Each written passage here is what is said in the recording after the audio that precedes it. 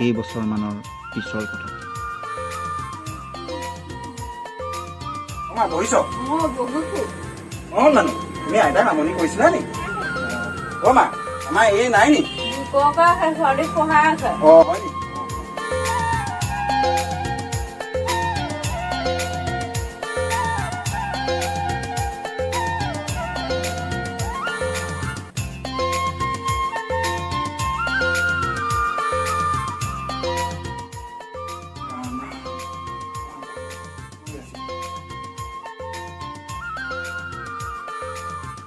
শুনিছানে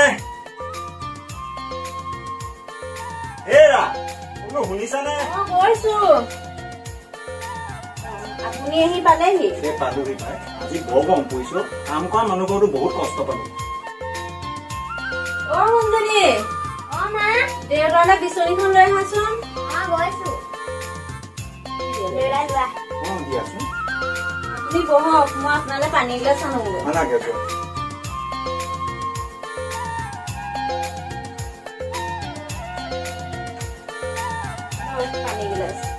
খাই লৈ ভৰি হাত কেইটা ধুই লওঁ মই ভাতৰ ব্যৱস্থা কৰোঁগৈ বাৰু ঠিক আছে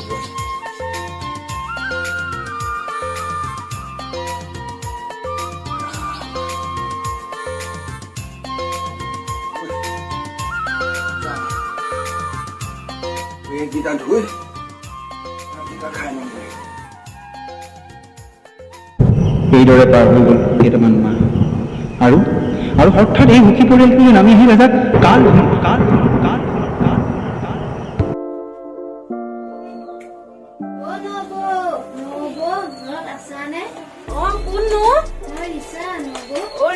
ভিতৰলৈকে সোমাই আহাচোন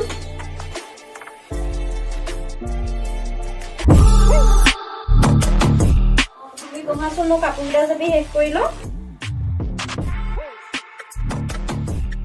তোমাৰ কথা ইমান গৰম নকবা আৰু গৰমৰ কথা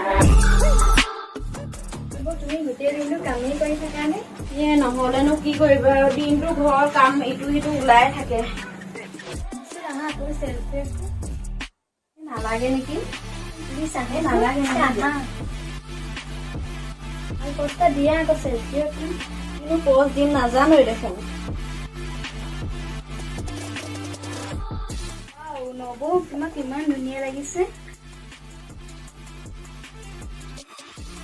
ফোন নাম্বাৰটো দিয়া হো মই ফটো পঠিয়াই দিম আমাৰ আগত এনেকুৱা ডাঙৰ মোবাইল নাই নহয় নিশ্চয় কি যে কথা কোৱা আৰু নবৌ তোমালোকৰ ঘৰত এণ্ড্ৰইড মোবাইল এটাও নাইনে কিন্তু এনেকুৱা ডাঙৰ মোবাইল এটা ল'বলৈ পইচা আজিৰ যুগত আৰু ইমান অকা মানুহ নাই নহয় ঋণ ল'লেই হয় দেখোন মই সকলোকে নিজকে কৰি দিম নহয় তুমি দাদাৰ লগত আলোচনা কৰিবা মই যাম ঠিক আছে যোৱা বাৰু মই দাদাৰ লগত আলোচনা কৰিম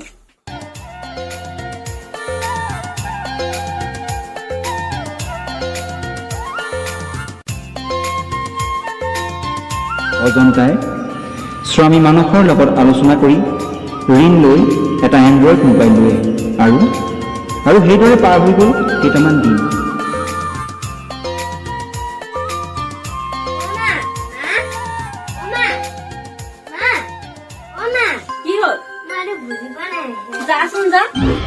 মানে কিবা এটা চাবলৈও শান্তি নাই অকল অশান্তি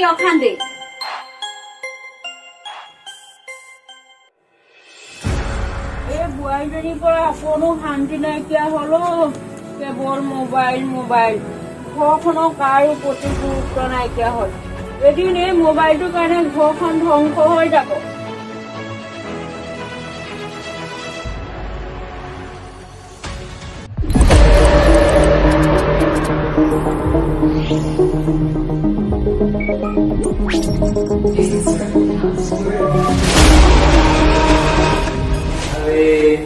ইন্টাৰনেট জগতত দেখুন এইজনী নতুন পক্ষী এবাৰ দাউখন পেলাই চাব পাৰি CSI কিজানি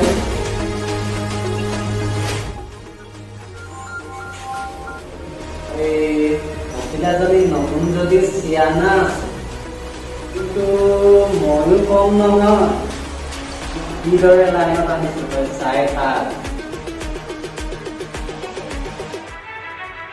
মই মই এখন চক্ৰদেহী ভাবি, যাৰ কবলৰ পৰা মুক্তি পোৱাটো ইমান সহজ নহয়। ইয়াত যুদ্ধ কৰিবলৈ একো অস্ত্ৰৰ প্ৰয়োজন নাই। ইয়াত লাগে এটা এণ্ড্ৰইড মোবাইল।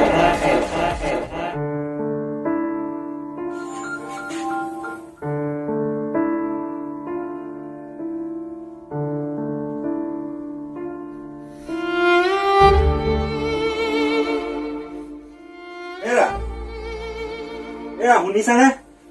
এই পানী এগিলাচ দিয়াচোন। ৰাম, আনিছিলো।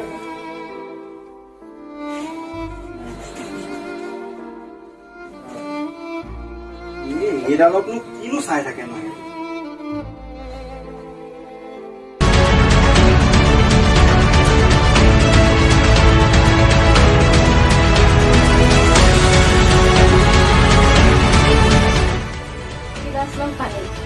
পানী চানী নালাগে, এইবোৰকে কৰি থাকো মোবাইলত দিনৰ দিনটো। হা, এইবোৰে তহঁতৰ ধান্দা। দিনৰ দিনটো কষ্ট কৰি আহো আৰু তহঁতি মোবাইলত এইবিলাক কৰিবৰ কাৰণে মোবাইল লৈছিলি। হয়, তই ঘৰৰ পৰা ওলাই যাবি আজি, নহ'লে তোক মই কাটি দুচৰ কৰিম। সোনকালে ওলাই যাবি ঘৰৰ পৰা। মোৰ কথাটো এবাৰ শুনিবলৈ চেষ্টা কৰো। শুনিছনে? ক'ৰ পৰা যে কি হৈ গ'ল মই ভাবিয়েই নাপালো। এটা মোবাইলে মোৰ জীৱনৰ গতি সলাই পেলালে। মোৰ সুখৰ সংসাৰখন ধ্বংস হৈ গ'ল।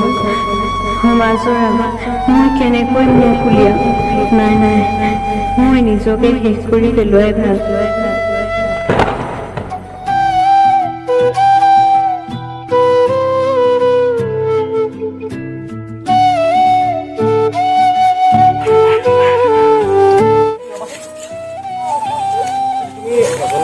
চিনি পোৱা নেকি? আপুনি পাৰলৈ আহিলো নেকি? তুমি দেখাব পাৰিবা? অঁ, ঠিক আছে, ব'লাচোন।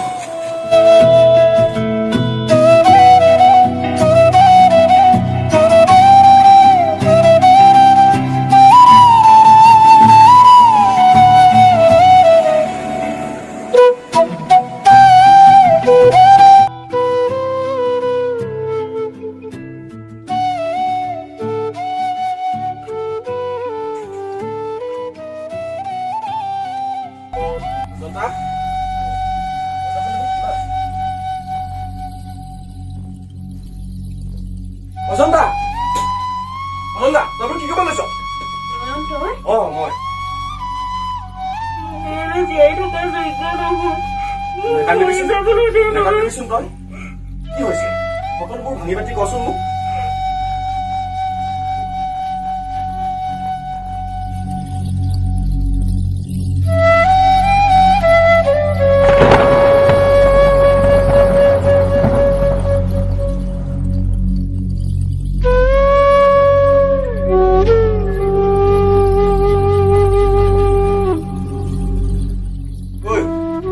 ঘৰৰ পৰা ওলাই যাবলৈ কৈছো নহয়, তই এতিয়া আহি কৈছ। ৰবা, কথাখিনিতো অলপ বুজি লোৱা। তই কোন? মোৰ ঘৰত তই কি কৰিছ? হয় নয়ন, অজন্তাৰ কলেজত মোৰ ভাল বন্ধু। তুমি যিখিনি ভাবিছা সেইখিনি সঁচা নহয়। প্ৰকৃত সত্য কথাটো মই কম তোমাক। বাৰু কোৱাচোন বাৰু কথাখিনি, ময়ো শুনি লওঁ। শুনা, ই হৈছে ইণ্টাৰনেট জগতৰ এক বিশাল চক্ৰ, য'ত সিহঁতৰ বলি হয় প্ৰতিদিনাই একোজনীকৈ সহজ সৰল নাৰী। এই চক্ৰটোৱে সকলো সময়তে ইণ্টাৰনেট জগতখনৰ ওপৰত চকু ৰাখে, আৰু যেতিয়াই সিহঁতে কাৰোবাক সহজ সৰল দেখে তেতিয়াই সেইগৰাকী মানুহৰ ওপৰত টাৰ্গেট কৰি লয়। অঁ, কোৱাচোন। এতিয়া তুমি যি দেখিলা সেইখিনি মাত্ৰ সিহঁতৰ এটা সৰু অংশ, যাৰ বলি হ'ল অজানিতে অজন্তা। মই তোমাৰ কথাখিনি বুজি নোপোৱাকৈ তোমাক বহুত কষ্ট দিলো, এইবাবে তুমি মোক ক্ষমা কৰি দিলা। নয়ন, মানস, এতিয়া বাৰু আমি কি কৰা উচিত?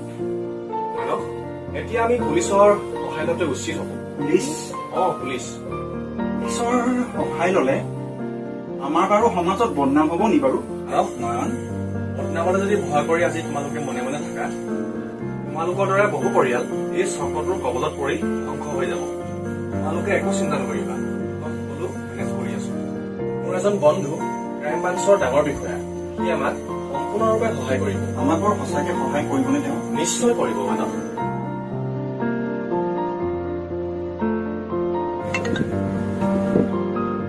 হেল্ল' আকাশ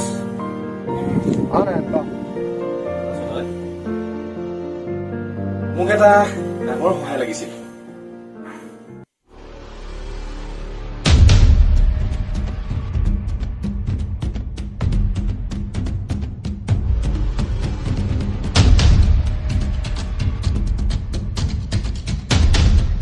তহঁতি অকণো টেনশ্যন নলয় মই ইহঁতৰ ওপৰত এতিয়াৰ পৰাই তদন্ত আৰম্ভ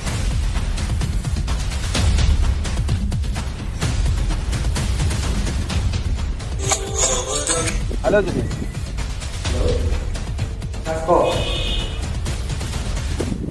আমাৰ হাতত এটা ডাঙৰ চেলেঞ্জ আহি পৰিছে এটা ডাঙৰ অপাৰেশ্যন কৰিব লাগিব ৰেডি থাক মই ৰেডি আছো তই আহি যা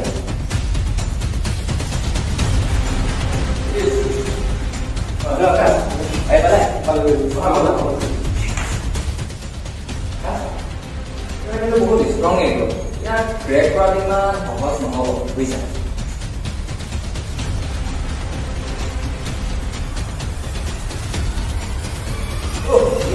কি হ'ল মই ইয়াৰ ফায়াৰৱালটো ভাঙি ট্ৰেক কৰিব পাৰিম ই আৰু মই তোমাৰ বাচি যায় সম্ভৱ নহয় মই তোমাৰ মোবাইলত ট্ৰেকিং ডিভাইচ এক্টিভেট কৰি দিছোঁ যাৰ জৰিয়তে তুমি তাক সহজে ধৰিব পাৰিবা তোমাৰ থেংক ইউ থেংক ইউ আৰে মোৰ সিস্টেমটো দেখোন কোনোবাই ক্ৰেক কৰিছে আৰে মোক দেখোন কোনোবাই ক্ৰেক কৰি আছে নাই নাই ইয়াত ৰখি থাকিলে ফচি যাম মই পঢ়াব লাগিব ইয়াৰ পৰা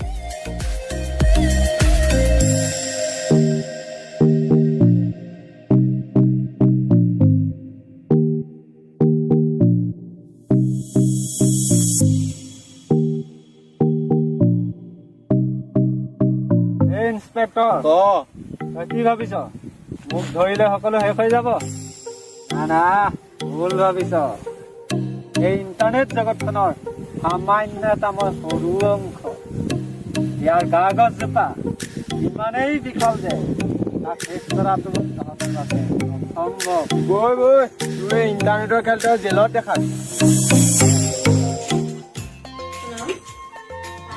চাহি আনিলি নেকি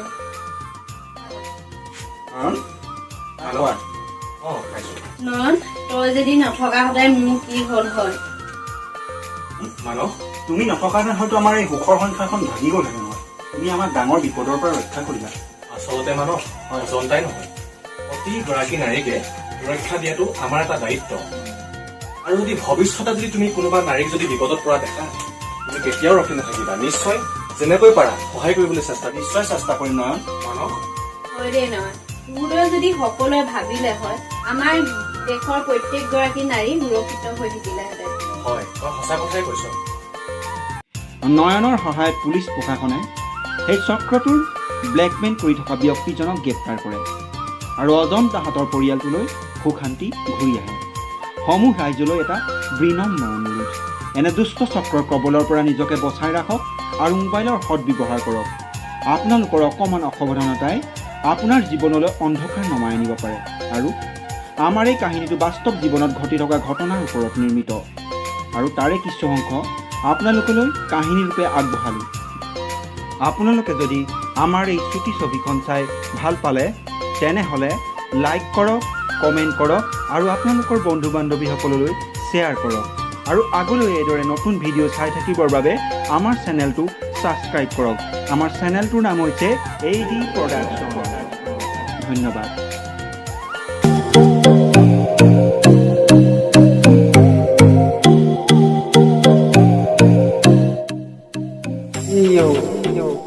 Again.